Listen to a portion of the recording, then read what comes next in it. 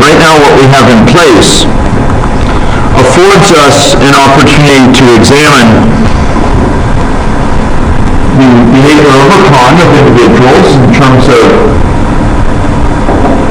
purchasing meals of various sorts, grocery store meals, supermarket meals on the one hand, and convenience store meals on the other. The preferences are reflected in the choices going to different stores, but so are the distances of stores. So in short, is the character of that environment, of the food environment.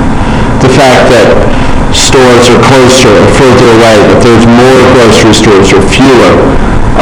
These are reflected in the outcomes that result in terms of how they spend their time. And we see people visiting probabilistically convenience stores or grocery stores per these considerations. And we're tracking what they're eating, how much they're eating of different things. But we have yet to really complete the picture in terms of their health status, right? We have yet to complete the picture in terms of their weight outcomes. And to that task, I'd like to now apply ourselves. Okay? So, ladies and gentlemen, I would like now to stop that model, and I would like to go and extend it with some items that are small in mechanical terms, but large in terms of their import. We created a stock called weight in kilograms. But that stock is bereft of dynamics. In fact, it sat with a weight with a recorded weight of 0. Okay? I would instead like to make use of a dynamic formulation which is inflows and outflows out of that stock. It will still be stylized, but those inflows and outflows will permit us a platform on which to take into account the impact of the different food consumption habits of a given individual as it impacts their weight. So let us now turn to that task. We're going to have two components that affect their weight. One will be associated with energy intake, and one will be associated with energy expenditure. The energy intake and the energy expenditure will have an effect directly in this model on weight. But we know that if we were serious in applying ourselves to this model, we could choose between one of several models that have been put out there, extensively validated, that characterize human metabolism using stocks and flows, using a system of mathematics equivalent to system dynamics. We can adapt those models. In fact, we have in AnyLogic. We have Kevin Hall's model of human metabolism that's published in the American Journal of Physiology within AnyLogic. And one can track body mass of different compartments, lean body mass, fat body mass. We can trace processes such as de novo lipogenesis, associated with ketosis, and aspects of cachexis if the energy consumption is too low, etc. So what I'm going to show here is very, very simple, embarrassingly simple, but it will make the point about how you can pitch up a physiologically inspired model on the one hand to data that's generated from the community, from interactions with community resources. Okay? I would note that Kevin Hall's model with two very good ones, one simpler than the other, we can incorporate a more complex one. In addition to being calibrated by extensive data, to have been tested against historical data sets, and to have been tied in with his work with these laboratories in the U.S. National Institutes of Health for understanding human body weight change in very controlled conditions. Those are all equipped with inputs as inputs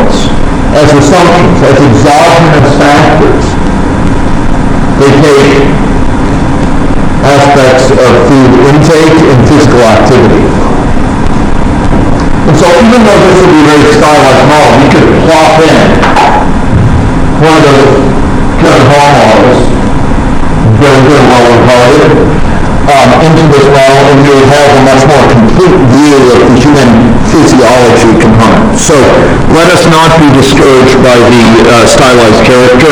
Let us recognize that it is but a placeholder for more sophisticated models. So I would like now to add in, with that in mind, flows in and flows out of weight in kilograms. Are we ready? Okay. Let us go to Palette and apply ourselves to the System Dynamics tab. Let us drag in and connect things up. Now, I am afflicted by layout, so let me just drag that over a little bit, and there we go. So the flow in will be called energy intake. Oh, it's already in use, okay. Energy intake, energy in, let's call it energy in. Many of you would prefer that name. And for energy out, I'd like to have energy expenditure. Okay? Now, if I had my drugs on a 5-day weekend, I would spend a few hours, at least about part of an hour, briefing you on the basics of System Dynamics. How many people here have dealt with System Dynamics models to a significant degree before? Okay, very good. System Dynamics is an exceptionally powerful and paradigm for capturing, for helping us understand, reason about, and manage feedback-oriented systems, which are large fractional systems out there. Systems which exhibit feedback whereby a given change in one area of the system ripples around to either amplify or push back against that original change. And many of the systems associated with the human body are like this, ladies and gentlemen. They're regulatory in character. Our body has a homeostatic tendency, where whether it comes to thermal regulation, in terms of eating, in terms of drinking water, in terms of salt consumption, there's regulatory processes. If things are out of whack, it adjusts and makes sure they get brought back into balance. So there's body resistance to balance. And Midwestern Canada, one experiences the favorable effects of this in winter, when outside in the -30, but we are able to adapt. Metabolism speed up. This regulatory character has profound implications for stability, whether it's stability at the level of organization, stability at the level of physiology, stability at the level of psychology. And in this case, we're going to be having some components of this shown with respect to weight regulation. So there's going to be some driving energy in, but then for energy expenditure, that's going to be larger as the weight rises. And this has basis for it. We know through basal metabolism that the level of energy expenditure goes up in terms of calories per day, goes up as one's weight is larger. And we know moreover that even getting around in terms of basic physical activity can expend additional energy for a given level of route distance moved. If one is 220 kilograms compared to 110 compared to 75, it makes a big difference. So we're going to have this stock, which represents kind of the state of the system, how much weight in kilograms we have right now at a given time, be affected over time by these flows in and flows out. Flows represent flux of energy, so the amount of energy coming in and the amount of energy leaving the system. This is an accumulation. If the flows out exceed the flows in, it will tend to decrease. If by contrast the energy in exceeds energy expenditure, weight will tend to go up. Now, this abstracts away from a huge number of known physiological defects captured in the high models amongst others. We know that if we try to lose weight, our body compensates by slowing down its metabolism. We know that individuals, once they reach a certain level of energy imbalance, if the energy in is much less than the energy out, that there's certain types of processes like ketosis that kicks in and burn energy in different compartments. Start burning muscle mass, for example, rather than burning carbohydrates, which are absent, or burning fat if it's present instead of the carbohydrates. We know, moreover, that there are certain types of memory types of processes whereby if we gain energy, if we gain a certain amount of weight once, say temporary overweight state, absent bariatric surgery, our body will carry around those fat cells, and we can regain that weight much more easily than we did the first time we gained it. We can regain it with much less energy because it doesn't involve creation of new fat cells. There's a whole set of mechanisms associated with Kevin Hall's model, but we're going to abstract away from them. So we're going to put in place some very simple mechanisms. And the most fundamental, ladies and gentlemen, is a feedback, what's called a negative feedback here. As the weight goes up, the amount of energy expenditure will go up, which will tend to push back against that increase in weight, against that imbalance of energy in minus energy out, against that increase in weight. As the weight goes up, the energy out will go up, and that gap between energy in and energy out will be lessened. Okay? Okay. Now, we're going to have something along those lines, but we're going to do so in a slightly, in a very simplified form, okay? So what I'd like to do is I'd like to put in place here that mechanism, and I'd like to put in place a parameter. And this parameter will be called energy expenditure coefficient. Okay? Great.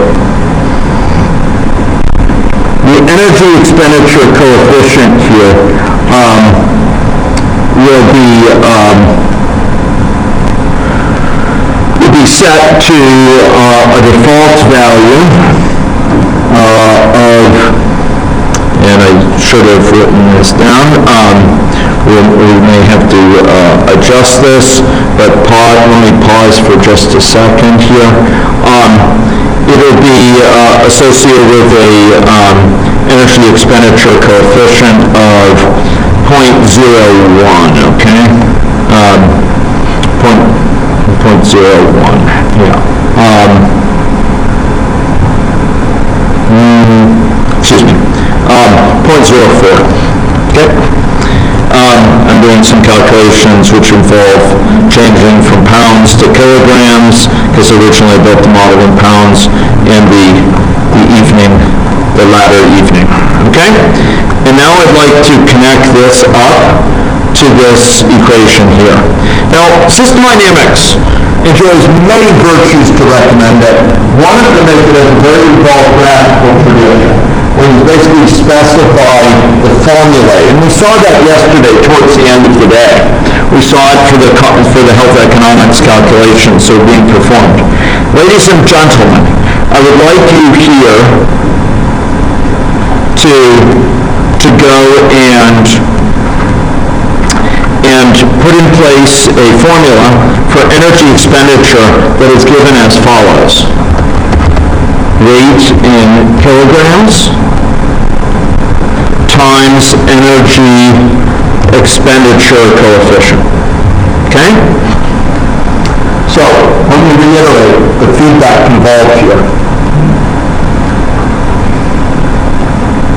As the weight goes up, the value of this flow out will go up or down. Anyone? As weight goes up, will the value of energy expenditure rise or fall? This coefficient is positive, I should say. Will it rise or fall? It will rise, and therefore it will drain the stock faster. There'll be more going out of the stock. It's as if the grain drains faster out. And as a result, result, there might remain an imbalance between energy in and energy out, but it'll be less of an imbalance because this has risen up. This weight will continue to rise as long as the inflow is greater than the outflow. But now the outflow will be larger, and it may eventually equal the energy in. Okay? So that's what we're going to have in place there. Are we okay with that? Okay, so this is a regulatory thing, and it tries to bring the system back into a balance of sorts. If you yank up energy in, the system's rate will rise until energy expenditures equals energy in, and from then on, it will be stable. Okay? Okay, now, we have one final component to put in place. One final component that needs to be joined up.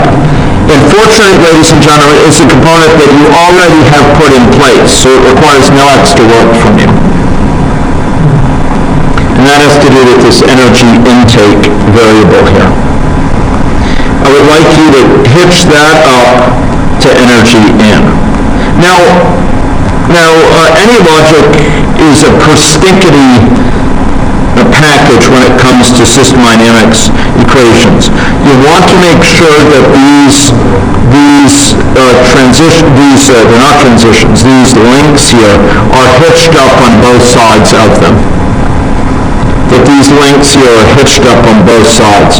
You'll notice the green showing that they're hitched up. And it will complain bitterly often if you have something mentioned in this equation which does not have a link to it, or if there's something not mentioned here which has a link to it, it will complain. It said, hey, you should be drawing links for all the things that are in the equation and no more. And it will complain. Okay? So, by the same token, here we have to be careful. Energy in is simply going to equal energy intake. Energy intake. Okay? Are we okay with that? Okay, now, we have a small task that lies before us. We would like to make people's rate more visible. We'd like to have their rate be quite clear, visibly. How might we make their rate clear? What might we do to make it clear that a person is overweight or underweight? Well, we have a visual representation, do we not? Indeed. Okay, so I'd like you to go zoom in as you see fit and grab this lower oval. Okay? Are you comfortable with that? Okay, the lower oval has associated with it, I would note, a radius x. And I will call this kind of a default here. I'd like you to change that. Well, you tell me, how do I change it? Can I just type in a variable here? Can I type in a variable here? No, I can't say rate in kilogram. What will it do if I try this? It'll say invalid number. So what do I need to do if I want to make this thing depend on a variable? Yeah, I need to say it's a dynamic variable. Okay? Now I'd like to change this to a formula. And I will give you this formula right now. Is that okay? Okay. And may I ponder for one moment? I just need to do calculations in my head. Okay.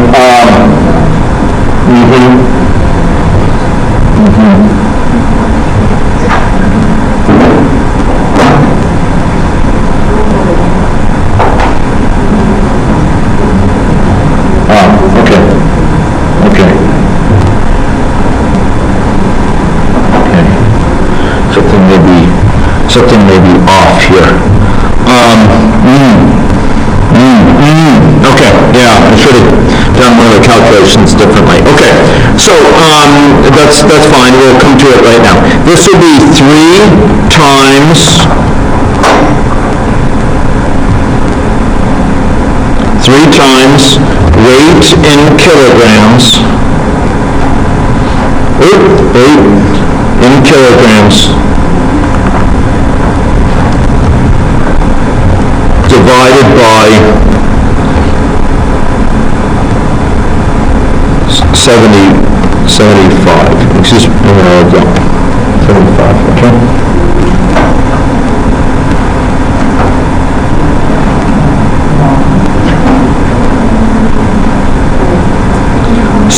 So at 75 kilograms, they're going to have a weight of what?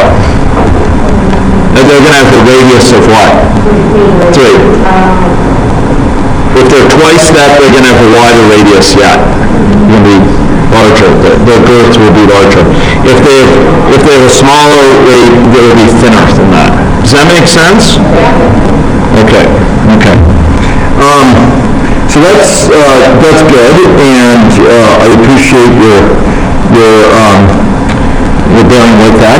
Now what I'd like to do, ladies and gentlemen, is I just want to check something, and unfortunately didn't take notes on this, so I just want things to be consistent. So pardon me for just a second while I check out the values we used for certain constants, because I want to be consistent with this. Okay, here we go. Okay, yeah. Okay, so I want to have, okay, right. So this is good. Divided by, okay, good. Okay, and ladies and gentlemen, I would like to go for this energy expenditure coefficient here, okay? I would like it to be not 0.04, but 0.02. Are we okay with that?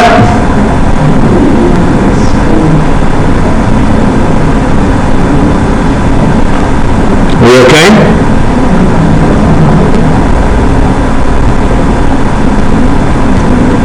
My jet lag is really kicking in, so I'm my powers of acuity are decreased. Okay, so may I run it? May I run this model? Okay, first of all, okay, you got a syntax error. Okay, Dylan, if you could deploy. Okay, wherein lies the syntax error? Okay, I wonder if it's associated with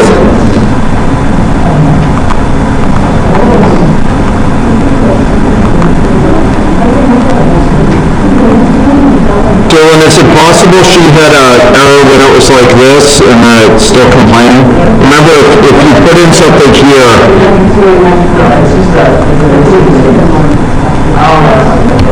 so this is formula for radius x for that oval.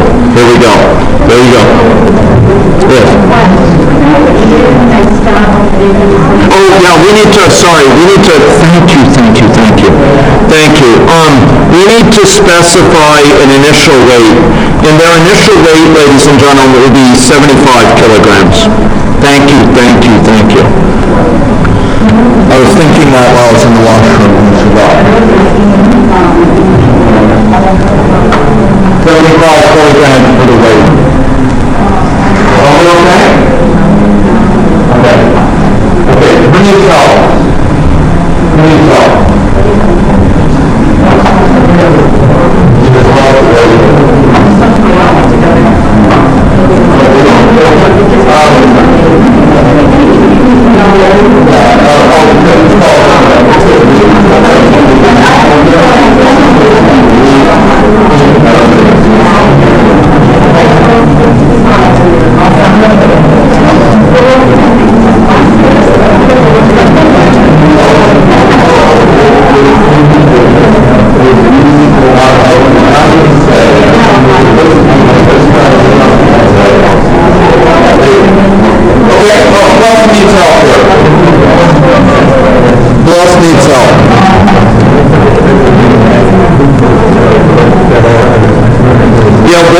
Ladies and gentlemen, watch out for connections that are incomplete.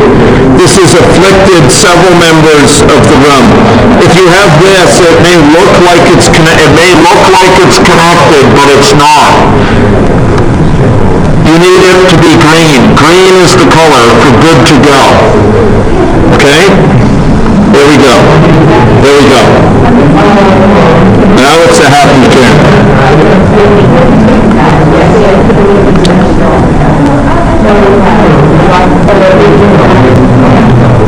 Okay?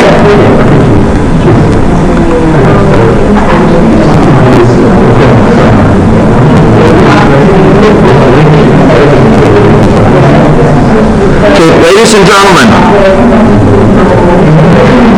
Ladies and gentlemen, this individual here.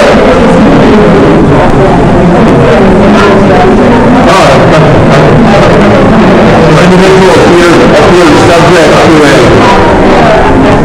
Okay, I should really speed this up. Okay. This individual is subject to an adverse food environment and therefore has a measure of good. Let's go down to the level of a particular individual here. Here's a population. So here's someone whose weight in kilograms is 80, not too far off. 78, not all that close, 79, 102. This individual has a larger weight, reflecting their consumption, presumably, of convenience store meals. You notice that it's adjusting here a little bit over time. Their weight is rising, however, again, as they're eating convenience store meals. Okay, ladies and gentlemen. Okay, what do you call here? Okay, Annie, what do you want me to show here? Should I show something?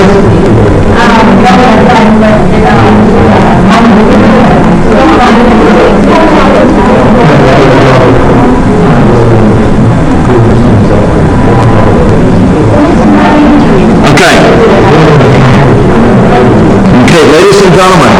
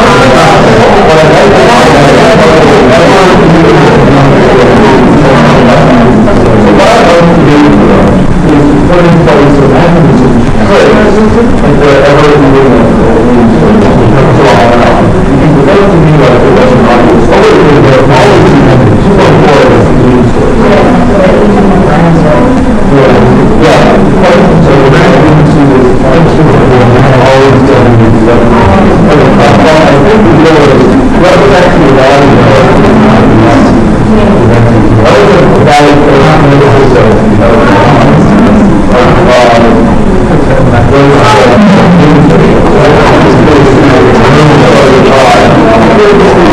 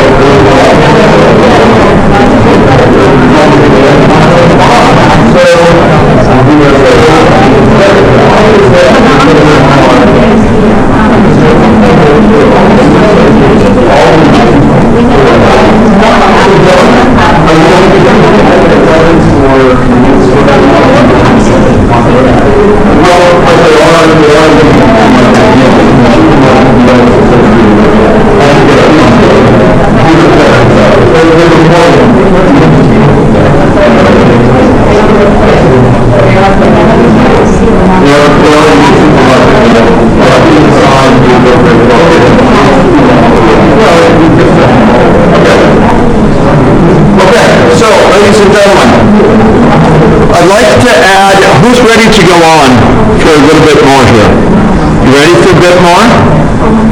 Okay. Okay, so what I'd like to put into place here is a mechanism so that we can have a look at the relationship between the ratio, the fraction of meals eaten at supermarkets versus, on the one hand, the weight. We'll look at that relationship in this kind of synthetic population. Are we ready to do this? Okay, so I'll take that as a yes. Okay? Okay, so ladies and gentlemen, I'd like you to go to Maine. Okay? Okay, I'm sorry, I misspoke. We need to do something in person first. Ladies and gentlemen, suppose we wanted to keep track of what fraction of the meals someone ate from the supermarket or ate at home. How do we do that? How do we do that? Sorry? Exactly. Count the number of times they've shopped at the supermarket versus at the grocery store, right? Supermarket versus the convenience store. Should we do this? Okay, so let's put into place a variable that will keep two variables. One will be count of supermarket meals eaten, not remaining, but eaten.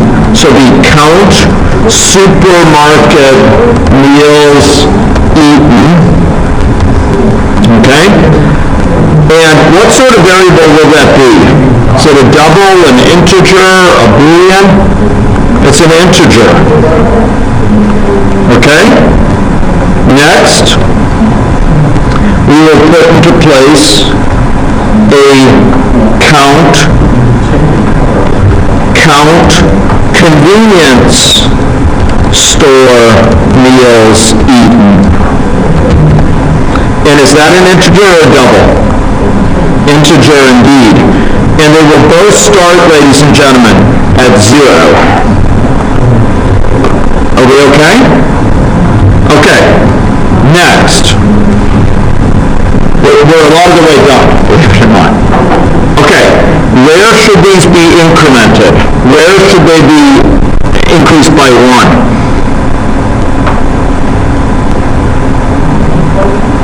In what places should number of convenience store meals eaten be increased by 1? Yeah, when you eat a convenience store meal. So each of those places where you eat a convenience store meal, and there's 2 of them, we need to put in place a mechanism that is count convenience store meals eaten equals that plus 1. Okay? So let me put that up there on the screen. This is what we need. We're putting it wherever we have eat a convenience store meal. We're putting just this extra line, wherever we eat a convenience store meal, which is 2 places in a model, right here and right here. Those are the 2 places, right? That we eat a convenience store meal. So we need to insert this line to increase that. Okay?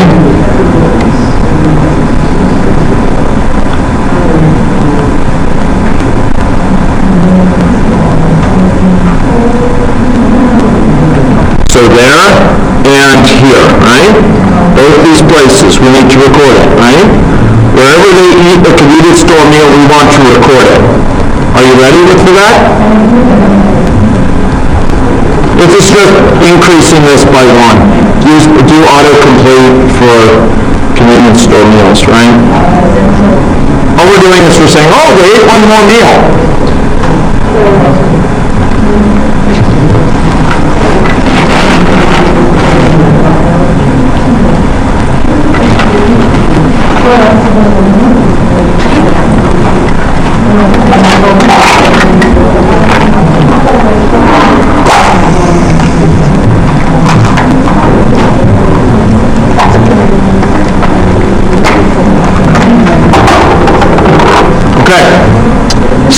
ladies and gentlemen? Do you got that?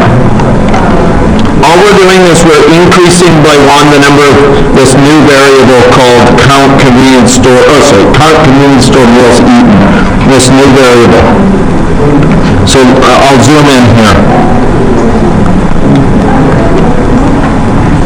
We're just increasing that at those 2 points, wherever we eat the convenience store meal in this diagram. Where do we increase the number of supermarket meals eaten? We do the same thing, right? For the supermarket meals eaten. Count supermarket meals eaten equals, make sure it's eaten, not remaining, equals that plus 1. And we need to do that each place that we eat a supermarket meal, right? Ladies and gentlemen? Right? Okay, who needs help? Who needs help?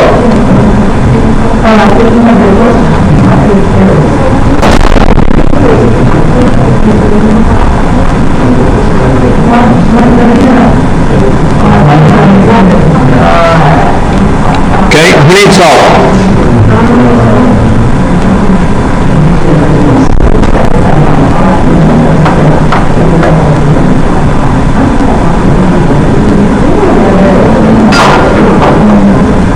Okay, folks, is this what you see? I mean, in other words, did you put this in? Each place that a supermarket meal is eaten, you've also put in this thing to increase the number of counts of supermarket meals that have been eaten. Did you do that? Okay? Are you okay? Okay, we're most of the way done now with this. Now all we have to do is some simple arithmetic. Ready? Okay, so, and add the graph. We've been there before, we've done that before, we're going to do it one more time for the Gipper. Okay? Okay, so, let's go up to main. Okay, and ladies and gentlemen, I would like to add I'm just trying to think the best way to present this. Let's add let's do something we've never done. Okay, gosh, I don't want to scare you too much. Okay, let's go to main. Let's go up here, and we're going to add a novel thing. Okay, we're going to go add in something called plot. Okay? Plot. It's under Analysis tab.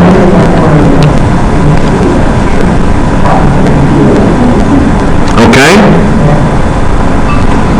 And now, in order to do this, ladies and gentlemen, we're going to be plotting out a whole data set, okay? We're going to be plotting out a whole data set. And this data set will consist of different people's values associated with their rate on the one hand and their fraction of meals eaten at convenience stores. Okay? We ready for this? Okay, watch this. So, having done that, I would like you to add in a data set. This data set will be called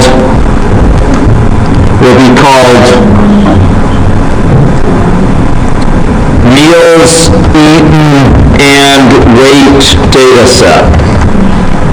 Okay? Okay. Meals eaten and weight data set. Okay?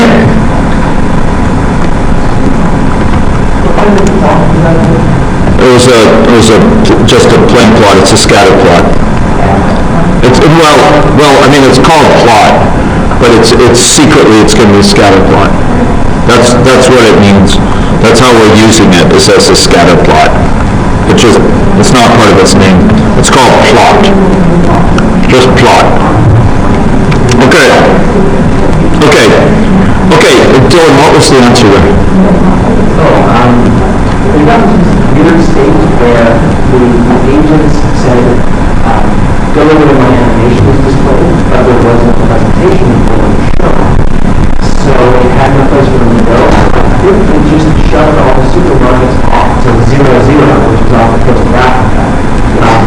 Legion basically saying, I want to go on the coast of Africa, we're going over to 7-Eleven, that's an hour away. So nobody was going out. Okay, thank you. Thank you, that's reassuring to hear. Okay, ladies and gentlemen, so what did I just do? I went through, just to be clear, in case anyone is behind, we have been down at the level of person. In the level of person, to recap, we added 2 variables, and these were integer variables. They represented counts. Count convenience store meals eaten, count supermarket meals eaten. They were both integers, right? Okay? And then we made sure that the corresponding one of these was recorded, was incremented at the appropriate points. For count supermarket meals eaten, we incremented that, we added 1 to it for each time we ate a supermarket meal. That's what that variable encodes. How many supermarket meals have we eaten? Count convenience store meals, we incremented it every time we ate a convenience store meal. Are you okay with that? So all we did is we added kind of a third line to those things, okay? To do this. Now I should tell you, just to complete to further your education, that the way we write this, if we're going to increment it, we tend to write it in a very brief, and if you know the notation, convenient way. This is how it is. And if you look at any logic models, you will find no shortage of examples of this. Okay? I'm not saying you have to do it here. I'm just trying to explain for you, if you see this in a model,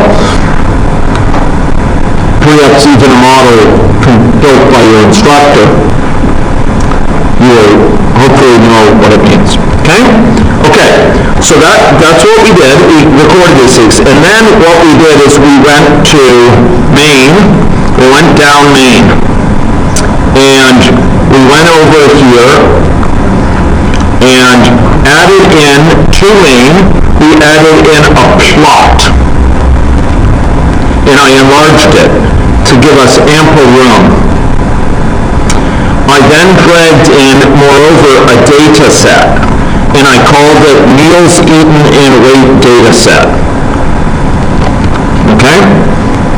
The plot will in turn be called plot meals, it'll be called meals eaten and weight plot. Meals eaten and weight plot. That's what it is. Okay, now this is where we're at. You know where we're at. And we have very little left to do.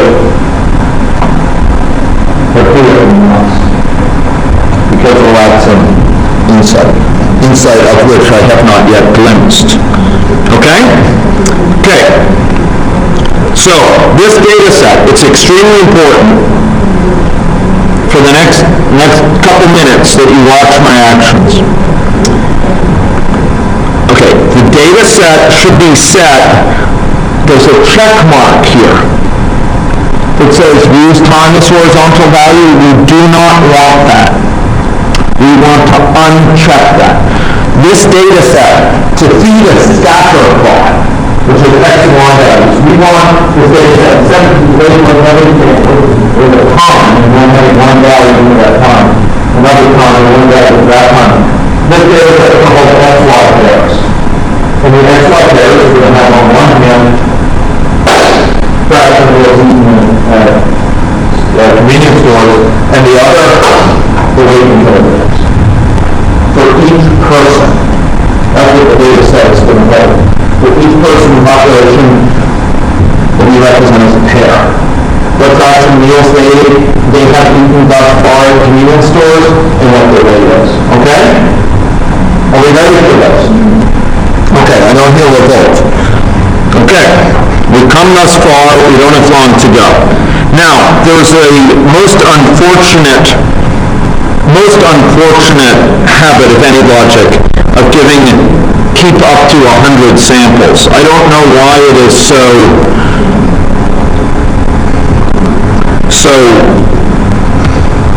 penurious in terms of its habits here. I want to keep at least 1,000 samples. Okay? This is in the data set. Okay. And this plot should be set to plot a data set. And for that data set, I would like you to plot this meals eaten and weight data set. Meals, they go together. Meals eaten and weight data set. Okay? This plot, in short, accompanies this data set. This data set we will be populating, and this plot does little more than plot. Now, we have to give it a title. We should say fraction of meals eaten at convenience stores X versus weight in kilograms Y. Okay? Are we okay with that? So, you want me to show it? Sorry, you can use whatever you want to call it, but that's just a legend for the plot, or it's the title for the plot. That's the title. So this goes where the title goes. The data set itself is meals eaten and weight data set. Okay, we're closing in on the final deliverable. The crown jewel already rests on your heads. That you acquired years back, but this will be a fitting ruby with which to end the day. Okay.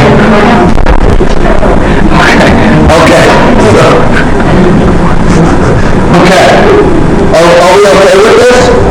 Are we ready for the final little bit? No. We're not ready. Okay. Who needs help? Okay, help, sector 2. Okay, good.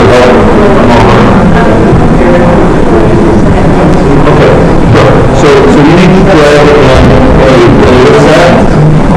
Yeah, and then you need to uncheck this, check that, make this a value. Okay, and then make it bigger, write it down.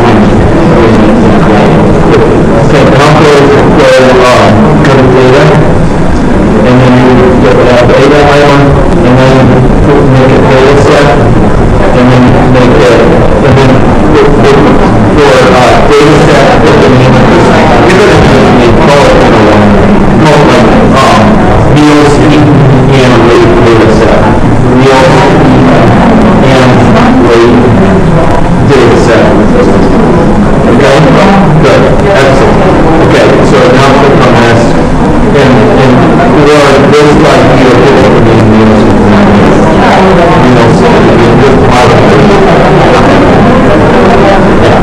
and then this data set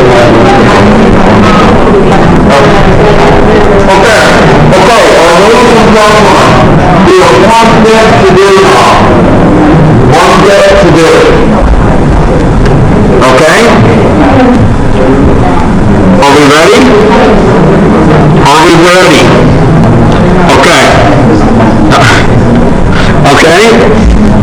Okay. This will be another badge of honor. Okay, we need to drag in something that will periodically display this over time. It displays this and updates it. What sort of construct would do that? What sort of construct would periodically allow us to update that? And what?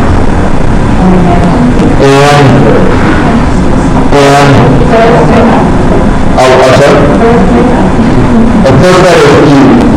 It has 5 letters in it. Event. Thank you. An event. Great. Excellent. Okay, excellent. Great job. Okay, so this is going to be, I just dragged the event into main, and I'm going to call it, you folks are going to hate me for this, but meals eaten and weight reporting event. At least you won't be confused by it. I'd rather be hated but not be confused by this. It's either one of them, but the more efficient is like modules. Okay? Okay.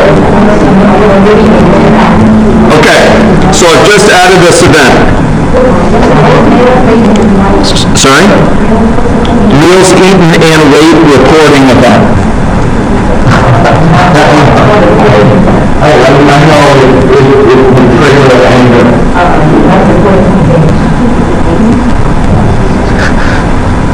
Okay. Thank you for containing the fury, though. Meals eaten and weight reporting event. At least it makes it clear what his job in life is. Okay? Even if it's not recommended by brevity. Okay. Having added this event, what sort of event will this be? You should be telling me these things now, because you are old hands now at any level. Hopefully you don't feel bad, but you're very experienced, okay? So what sort of event is it? Is it a occurs once event? No, we want it to occur, we want it to take place cyclically. Let's say once every 30 days, once a month, maybe? Once every month, it'll update. What do you think? Okay. Now we're closing in on the final groove.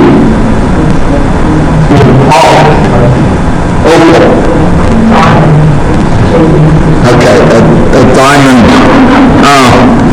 Okay. Okay, ladies and gentlemen. So what do we have to do? You should be able to tell me, because we've done this sort of thing before, although perhaps it was a long time ago in your minds. Ages ago, like yesterday. What do we have to do? If we want to, every month, we want to populate the data set to put into the chart so that it gets displayed by the chart. The chart is going to be going to whenever we put the data set. But what do we have to do? There's two basic phases. What do we need to do first? Sorry? Okay, good. We actually have done that in each person. Remember that? Each person is keeping track of this. But before we even start putting data in the data set, what do we have to do to it first? So we don't confuse what happened last month with what happened this month. We need to, well, so in a way, we need to clear it. Get it, wipe it clean so that we start anew with data from now. Not data from last month. Okay, so ladies and gentlemen, let us now apply ourselves to that task. Is there a question? Okay.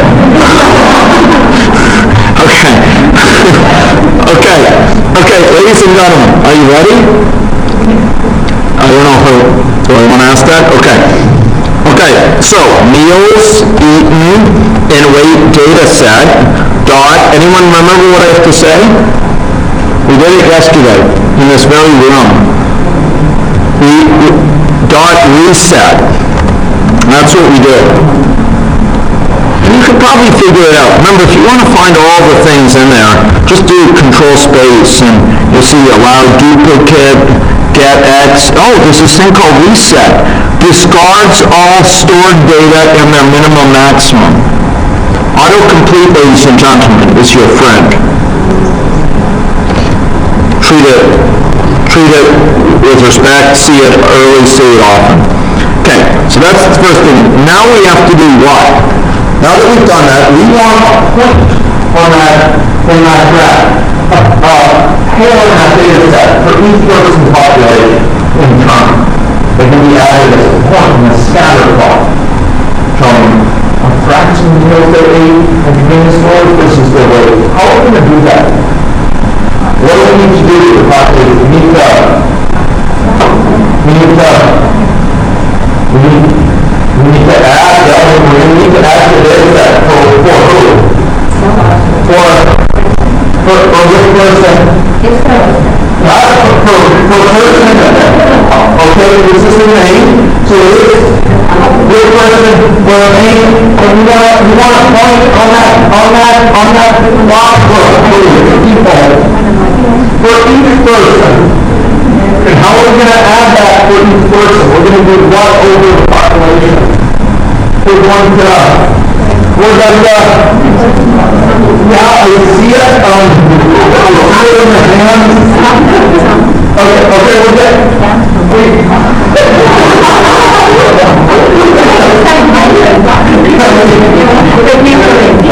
Yeah, this is great. But,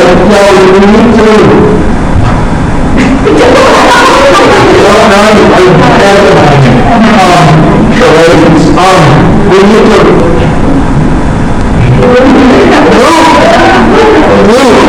We need to loop over the population.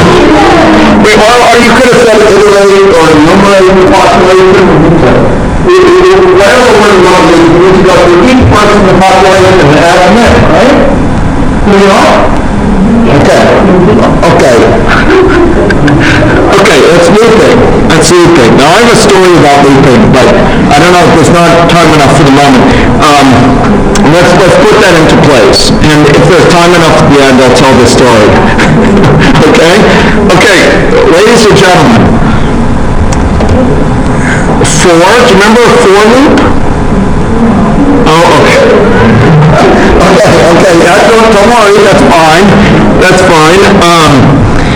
For person in the population. Do you remember seeing this before? Yeah. I don't know, maybe I'll blot it out. I have a black spot. Okay. And now what do we need to do for this person? Okay, I'm going to do something which... there's part of me fighting internally and having the civil war that I'm experiencing. I'm going to teach you something. Okay, no, I'm going home.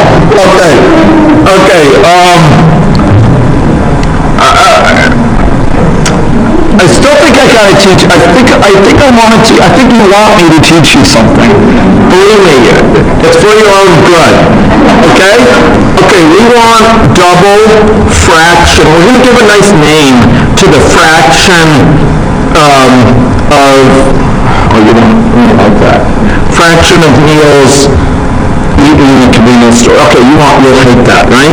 Fraction convenience meals. How's that? Fraction convenience meals. That ain't too bad, is it? Especially for this time of day. Okay? And that's going to be, now, I've been around the bush a few times. Okay? And I'll put in a formula that's straightforward, but it's got a problem. There's a real problem. Okay? Person, dot. What would this be? If we wanted to divide... if we want to use this fraction that are convenience store meals, what do we need to do? Give me a formula for that.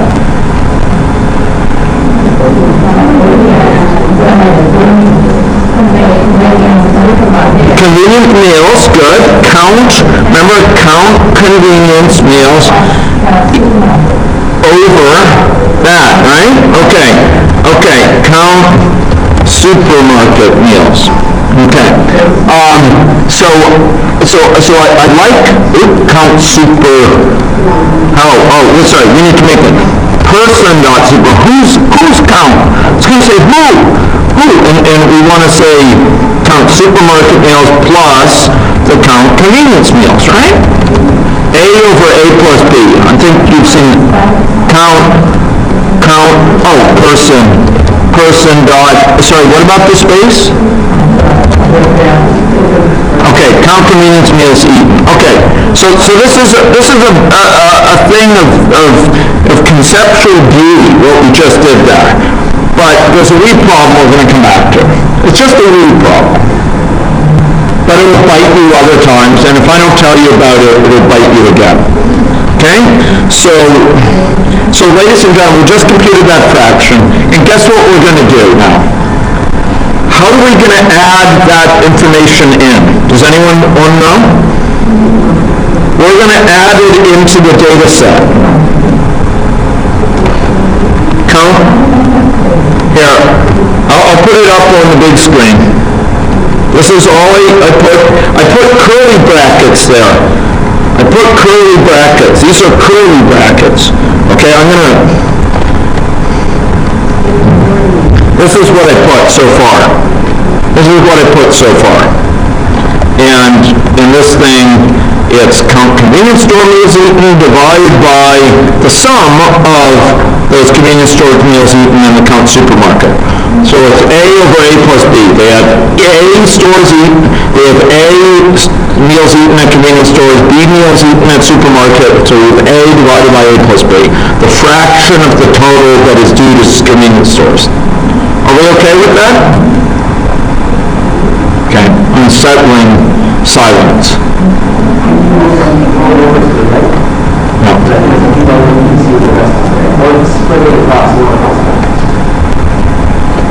Yeah, it's not a bad idea, spreading it across the lines.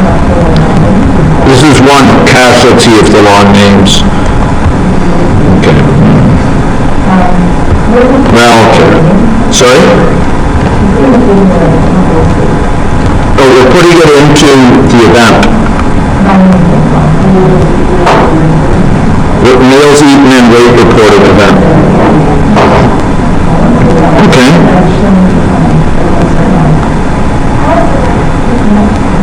So this isn't just a convenience name for this name. I'm dividing the count that we've gotten in a convenience store by the count of total meals we ate. Total meals we've eaten from either convenience or supermarket. Okay. The troopers are just about done, on the cusp of greatness. Okay?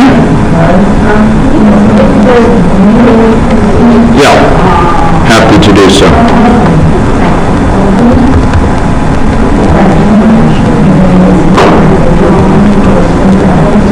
Okay, what do we have to do? After we figure this out, what do we have to do with this value? What are we doing this for? To display it. And so what do we have to do to display it? We need to sort of a add it to the data set. When the phone is clear, we need to add it to that data set. So we need to, having done this, we need to say meals eaten and weight data set dot add, and what are we going to add to it? The X is going to be the fraction of convenience meals. What's the Y going to be? This is the X value. We're adding it a pair. The X value is the fraction. What's the Y value? Look at the name of it. Meals eaten. It's weight. How do we get someone's weight? If the person is named person, how do we get their weight? Person, yes. He did it for a dipper. It's great. Okay, person dot what? Person dot weight. Yes, weight in kilograms. And then we need a semicolon. Oh, it's a thing of beauty. Except it has a read problem. So, but we'll come back to that. That's what it is. That's what it is. Okay. You want it for the dipper. I appreciate that. Actually, there's a long history of money. But it basically means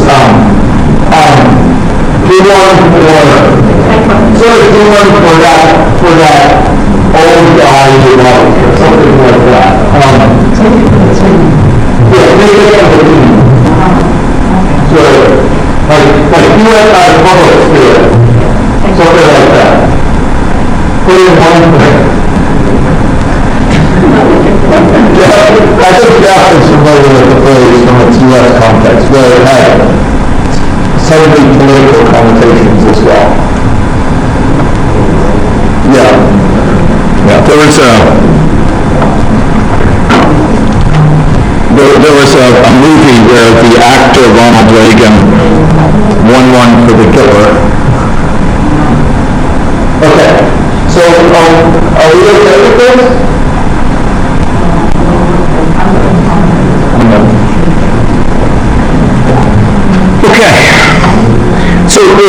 one lead problem. Lead problem.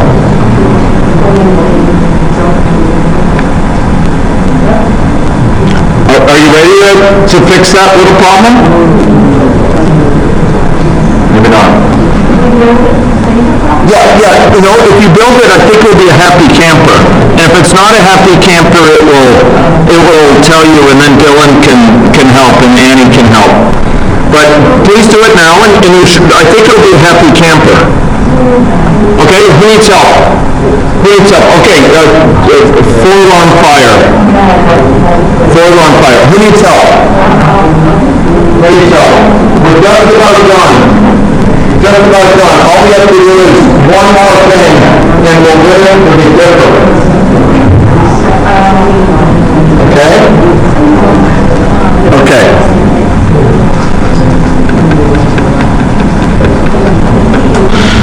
Okay. Okay? We're approaching... Who needs help, though? Oh, wow, Annie's doing two at once. That's pretty good. Okay, great. Okay, ladies and gentlemen, we just need to do one thing. One thing, and we'll fix the problem. So there's actually two issues here. Two latent issues that could bite you. But we're going to prevent them in a single fell swoop. Are you ready? Are you ready? Okay, the two issues are the following. First of all,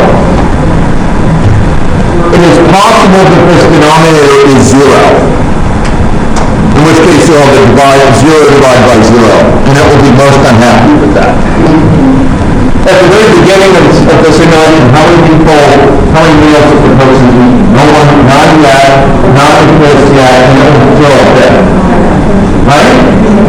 So that's one issue. The second issue is the more distressing sort, which is in Java, if you divide a count by the sum of counts, it'll give you the integer division. It'll say, you've eaten one convenience store meal and four supermarket meals. So 1 plus 4 is 5. So you have 1 divided by 5. How many times does 5 go into 1? 0 times. And you're going to do 0. It's a horrible thing. It's a horrible thing. But in one fell swoop, we can fix it. One fell swoop, we can finish. One fell swoop, we can crown out the achievement of the day with that opal that Jeff has promised. Okay? Okay. Here we go. So what we need to do is, instead of doing a division, we will use a thing called ZIDZ. ZIDZ. And this is 0 if divided by 0. So if the denominator is 0, if the second argument is 0, if the second thing we give it is 0, it will treat it as the whole thing is 0. Otherwise, it will divide the first by the second. It's called ZIDZ. ZIDZ. Okay? I will go paste it into the big screen. This is what we want. This is what we have. So instead of having a divide sign here, we have a comma. This is now we're calling a function. This is the first thing we're giving it. This is the second thing we're giving it here. And it will, if the second thing is not 0, it will divide the first by the second. If the second thing is 0, it will return 0. That's it. And this thing needs to take in not integers but doubles. It will convert them automatically to doubles. So that issue of dividing integers goes away as well. It is expecting a double precision argument, so it will just convert them to doubles, and things will be happy. Let me just compile this, make sure it's a happy camper, and before I appeal to you to put it into place. Yep, it's a happy camper, and after this we're good to finish. Okay. And I'm keen to see what this graph holds. I'm keen to see the visualization that results. I'm keen to see the crowning achievement of your daily labor.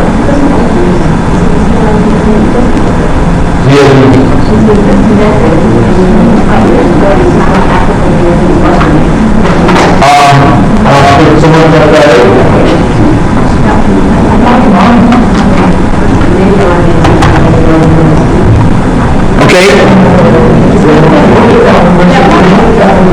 Sorry? Where's the what?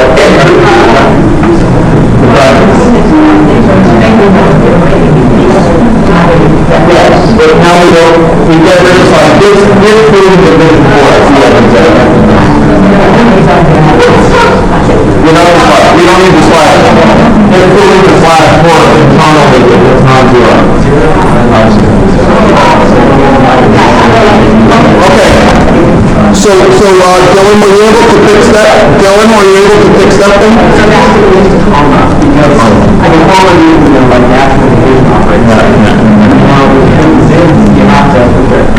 No. Okay.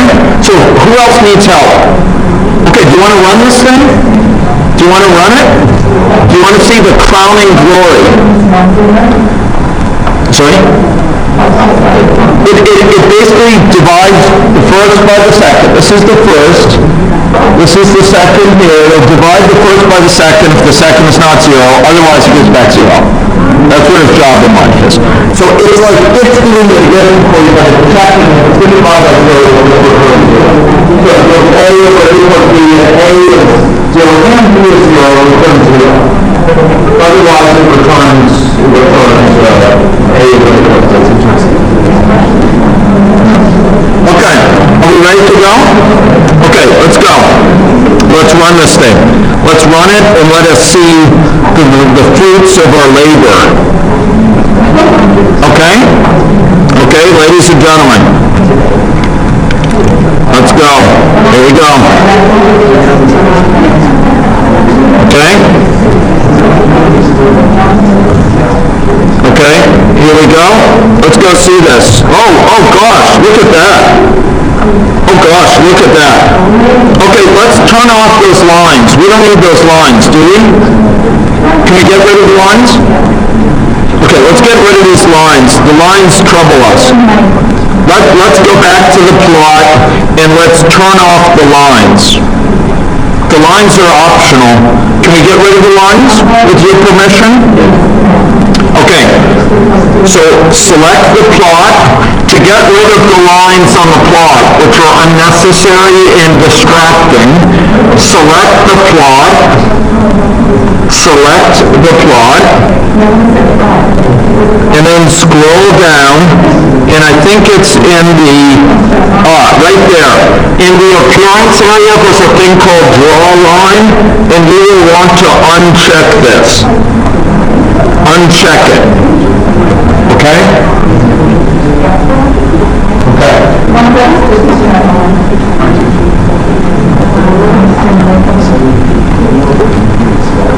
Okay.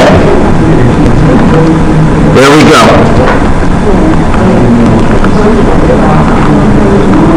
Here we go. Ladies and gentlemen.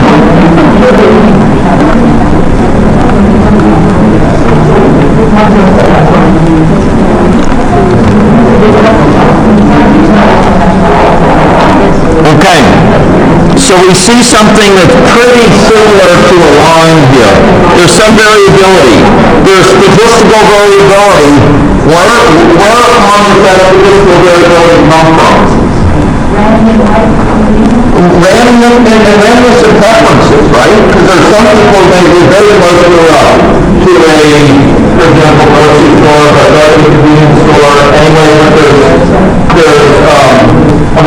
that doesn't come for it as much. It's actually stochastics in when perhaps they're eating and their chance of going to a convenience store instead of a grocery store. Okay, ladies and gentlemen, we've achieved something. I would invite you to make the population size larger. If you want to do that, you go back to main, and in main, you could set the population. Instead of an initial number of agents of 10, you could increase it. Increase it to 100. Now the model will run more slowly. Now the model will run with a larger number of data points, but fewer things. But fewer it will run more slowly. There are people populating these houses. Some houses have 2 people, I think, associated with them, and it will run quite a bit more slowly, but the number of data points will be much larger. Okay?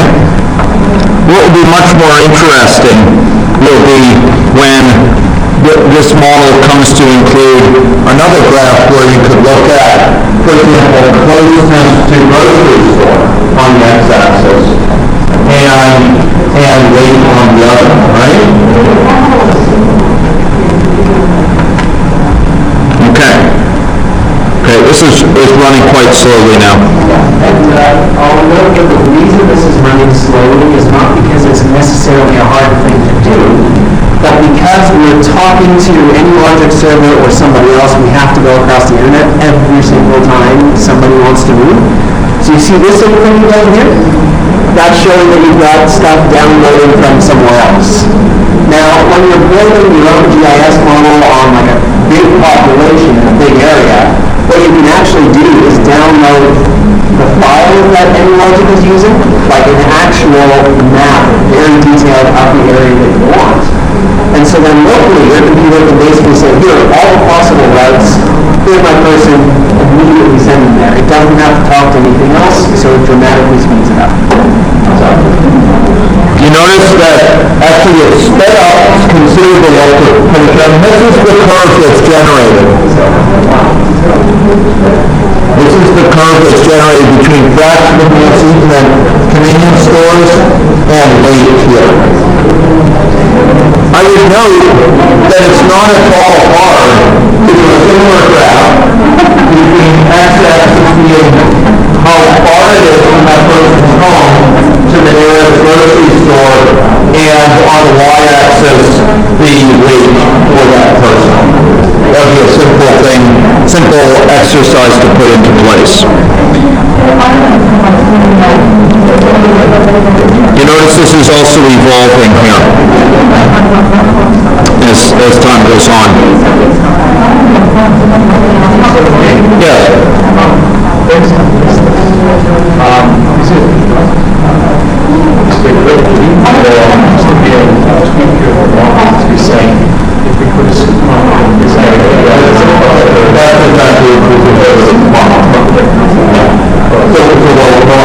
The only problem is that we're bumping up against this limited number of supermarkets we can have and so on.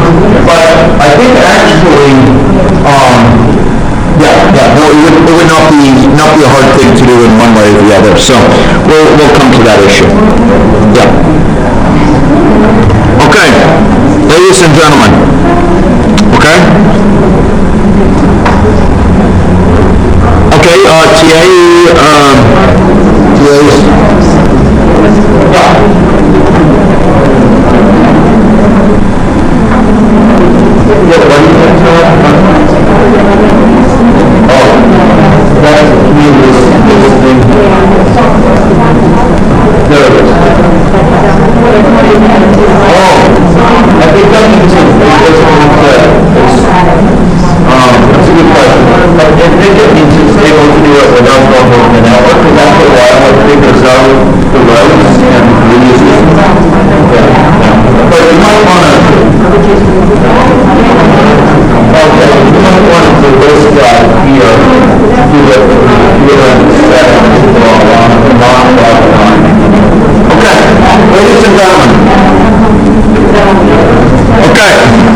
So, I think we're up for the day. We're up for the day here. So, I'd like you to see if you're interested, you might want to challenge yourself to see if you could create a similar plot from the comforts of home, which shows the relationship between distance to a grocery store and weight on the y-axis, or we'll do it first thing tomorrow, and then we'll do the cost effectiveness analysis calculation. Okay? I think we get to that point. Yeah. I'll put the model up there. And in fact, I'll put the model up there. Okay?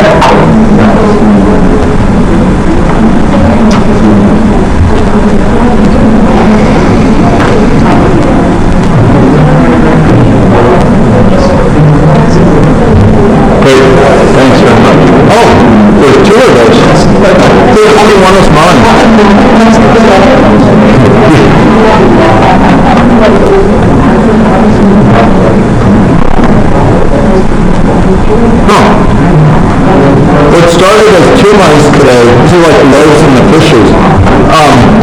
There's just one mouse they gave out. Maybe Dylan gave a mouse out. I gave one mouse to the crowd and I got 2 back.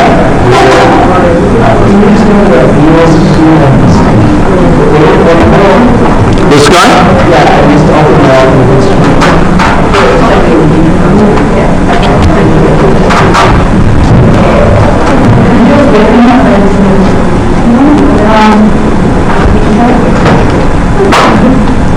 Great. Thank you for your patience, your endurance, and your achievements, and for all your contributions today.